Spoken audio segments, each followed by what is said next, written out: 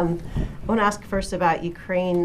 There were some senior U.S. officials earlier today who warned that Russia is close to firing another Oreshnik intermediate-range ballistic missile. Can you confirm this, and also why do you think the U.S. is kind of putting this out there now ahead of a potential launch? So Putin has said publicly that Russia intends to launch another experimental Oreshnik missile, as you mentioned. It's possible that Russia could do it in the coming days. I don't have an exact date for you.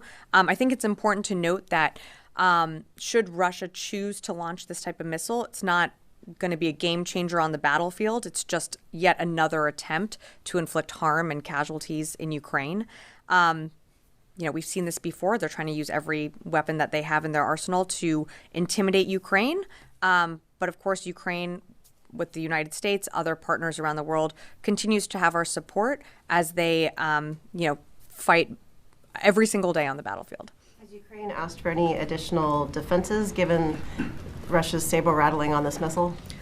Ukraine's priority defenses one of them remains air defenses, and that's something that we continue to flow to Ukraine, whether it be through USAI packages, like you saw the secretary announce at the Reagan Defense Forum, nearly $1 billion in security assistance, and then, of course, through presidential drawdown packages. So air defense is one of those priority requests, and we're continuing to honor that in our commitments. And then on Syria, just one quick one.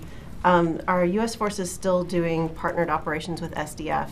And how has all of the different changing dynamics in the north affected those operations? So there's been no change to our partnership with the SDF when it comes to ensuring the defeat of ISIS. I don't have recent partnered raids to speak to, but you did see over the weekend Central Command take strikes against ISIS camps and leaders in the Badia Desert. But there's been no change to our work or partnership with SDF forces. We continue to work with them. General Kurilla, our Central Command commander, was actually in the region engaging with his counterparts. So that work remains ongoing. Jen.